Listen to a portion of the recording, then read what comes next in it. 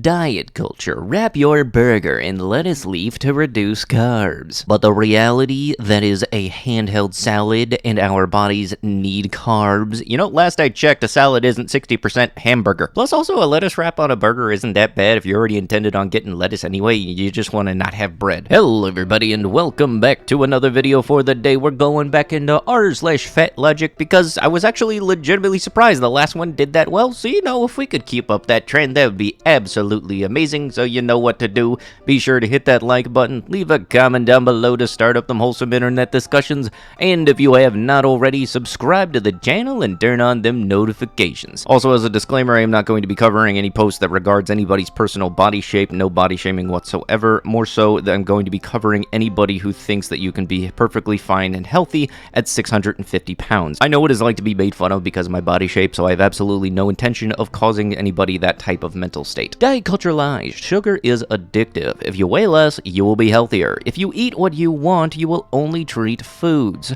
The more you exercise, the healthier you will be. If you eat less, you will lose weight. Sugar very much is addictive. I've always had to keep myself and kind of force myself not to have sodas because if I knew I was going to open one can, then I was going to open 7. Eating what you want will only want treat foods. I mean, food that does taste good is going to keep you wanting to have more of that.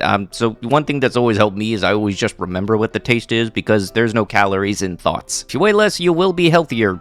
Yeah, I mean, outside of being anorexic and underweight, yeah, if you're 160 pounds and 16% body fat, that's going to be a lot healthier than somebody who's 450 pounds and 30% body fat, I think. I'm not sure what the percentages are entirely myself, but I know very much under 20 is healthier. Eating less, you will lose weight. That's quite literally calorie deficit. Like if you burn more than you're taking in, you're going to lose that. Also, the more you exercise, the healthier you will be. You're very much going to be healthier than somebody who doesn't exercise, and also there is such thing as too much exercise. If eating normally and eating enough leads to weight gain, you need to gain weight. Look, if your normal eating consists of an entire pizza for dinner as a single serving, that's not normal. You might be accustomed to it because you've done it before, but it's not normal. Myth Monday. Myth: we have to teach our kids about healthy eating so they learn how to eat right. The reality: nutrition is a complex, abstract, and nuanced topic that should not be made concrete for kids. That can only lead to a disordered relationship to food. We do not have to teach our kids about nutrition. Yeah, you know, because teaching your kid a good habit is totally a myth. Independent of the story the play film tells, I cannot believe that there are still people who are quite good at filmmaking who think fat suits are acceptable under any conditions. Amen. It is bizarre to me that the overarching media narrative is that this is Frasier's comeback and he should get awards. Meanwhile, the media collectively destroyed Sarah Paulson's career this year for playing Linda Tripp in with a fat suit. How many 600-pound actors are there? How would you cast that role otherwise? Also, there are numerous scientific studies that prove that the detrimental health effects of obesity. Of course, there's anti-fat bias in medicine because it's proven to kill people. 1. Your argument on actors is the same one used for minority and disability actors of all types, and it's always bull. I legitimately did not know that there were people that were actually anti-fat suit. I didn't even know that anti-fat suit was a thing. The premises of The Whale: a severely diseased, obese, but they for some reason felt the need to censor it, man eats himself to death. The synopsis of the play this movie is based on: 600-pound recluse dogly and determinedly eats himself to death. Fat people are not a disease. Fat people are more and do more than only eat. People of any size can deal with binge eating disorders. Fat people live fulfilling lives. It's the fat phobia that harms us. Fat people deserve to be the romantic lead in movies.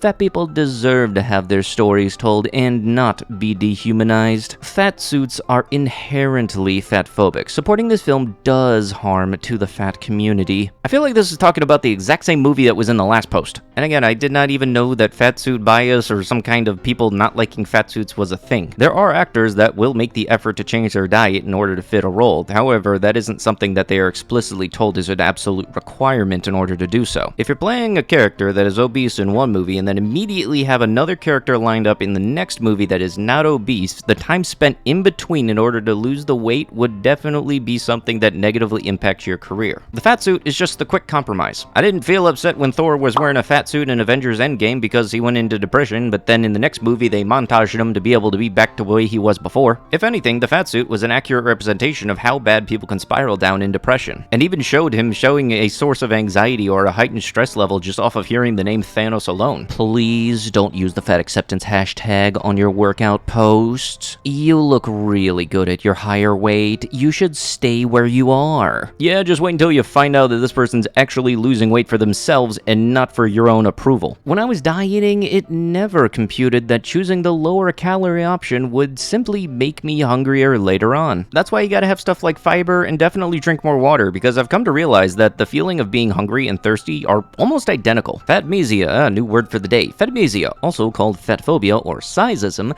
is prejudice plus power. Anyone of any weight or body type can have/exhibit size-based prejudice, but in North America and across the globe, thin people have the institutional power. Therefore, fatmesia is a systematized discrimination or antagonism directed against fat bodies/people based on the belief that thinness is superior. Fatmesia stems from the three incorrect cultural assumptions. There is, with minimal physical divergence, a right or normal body type, and it is a thin one. There is an automatic correlation between thinness and physical health, and in turn, that health is an indicator of value.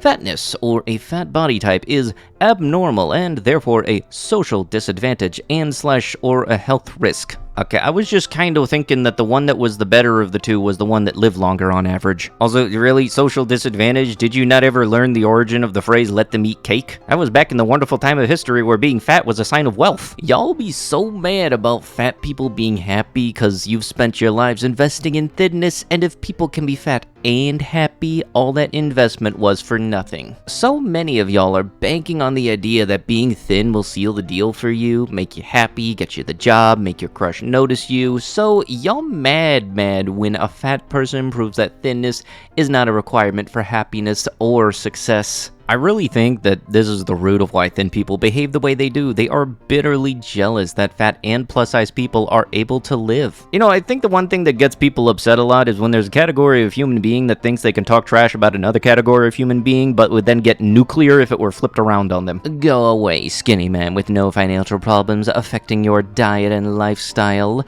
You wouldn't know a genetic predisposition to obesity and diabetes if it smacked you upside your head. My reaction to health and weight loss advice from thin people who can shop at real stores. I don't often get unsolicited advice from strangers at supermarkets, but when I do, they need to slink away before I start putting them in their place. Yeah, you really laid it to them. You really laid the smackdown with the, Facebook post they are never going to see. I felt cute, little kicks in my belly today. Just think, a year ago, I was giving up on ever becoming a mother. Seriously, ladies, try Gyna. It's a game changer. Here's an easy tip for getting pregnant. Full-fat ice cream boosts fertility. Low-fat frozen yogurt harms fertility. The only thing that went through my mind was like, wait a minute, you mean to tell me that if I eat healthy ice cream, it's also a contraceptive? Kids are expensive and only getting more expensive. Honestly, I did not think I would wake up and see the words fertility ice cream happen. But in all seriousness, there's nothing wrong with having ice cream every now and then, but if you're buying those quarts and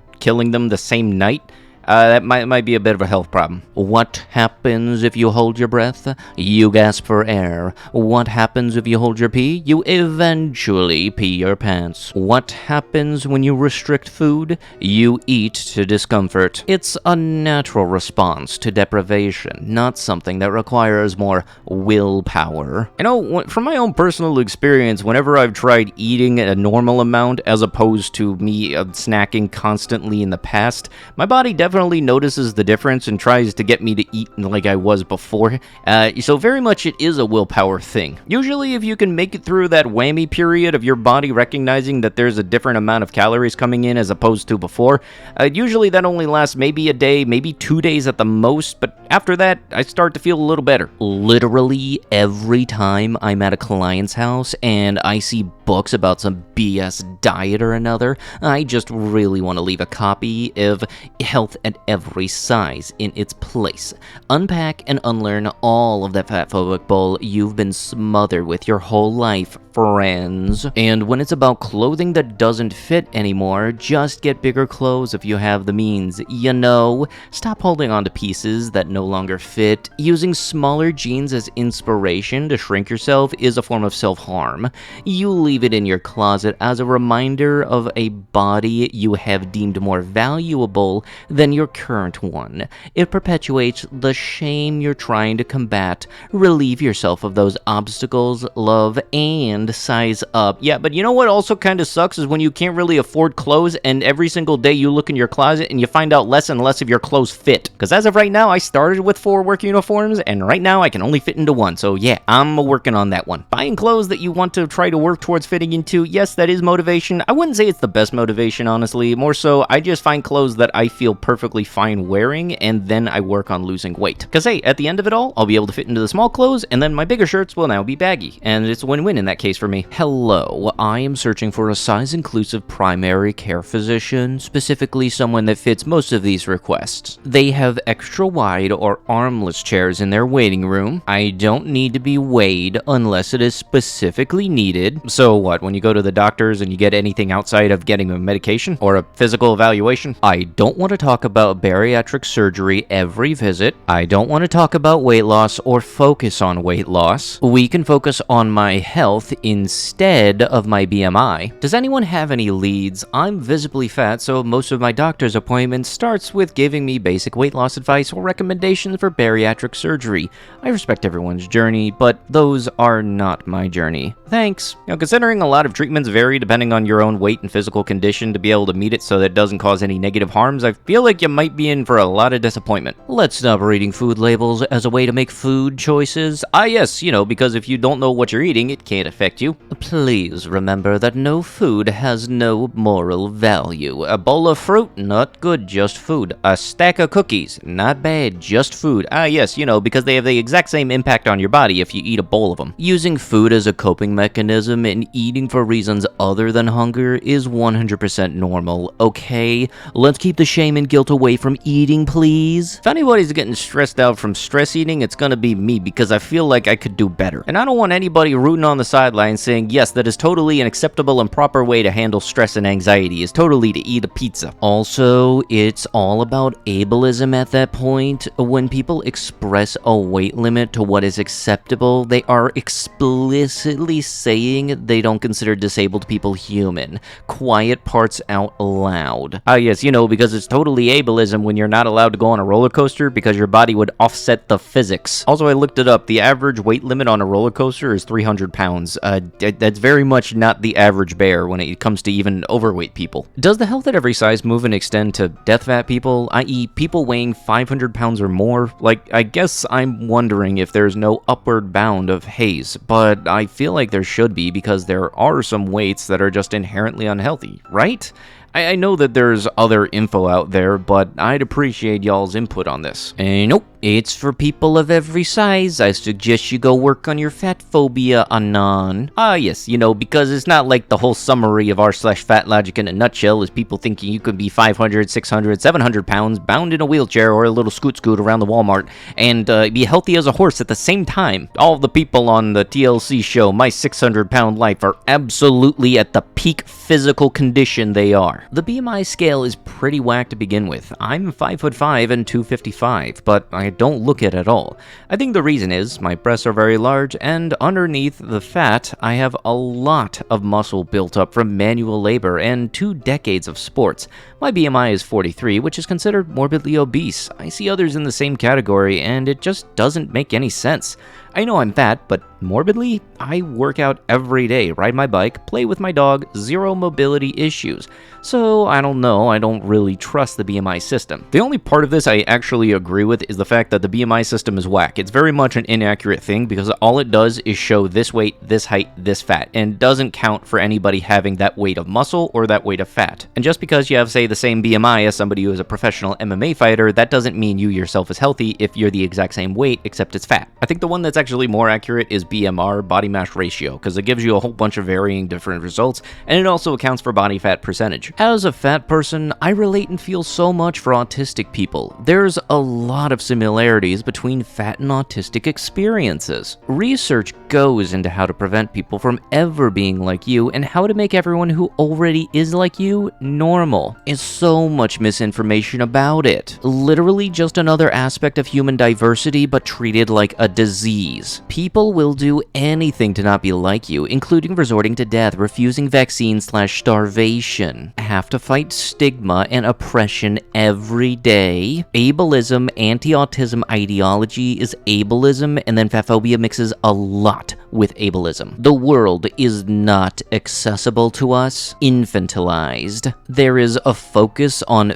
fixing children with autism and fixing childhood obesity. Yes, you know, because how you process pain and how you react around others and human interactions is totally the same thing as you being a big person. Also, you know, autism does in fact put you at higher health risks for stuff like cancer, losing your foot due to diabetes type 2, high blood pressure, heart disease. I don't know if I said that one already. Yeah, they're totally also related to autism. Because it really does suck that there's people that are actually having the mental logic of being fat is the exact same thing as either being autistic or being a black person in the early 1900s. But with that last cosmic level dum-dum, that's gonna have to be it with the video. If you guys would like to be absolutely amazing, show your support, and see more videos like this one in the near future, be sure to hit that like button, leave a comment down below to start up the wholesome internet discussions, and if you have not already, subscribe to the channel and turn on them notifications. I'll be sure to see you guys in the next one. Thank you so much for watching, and bye-bye.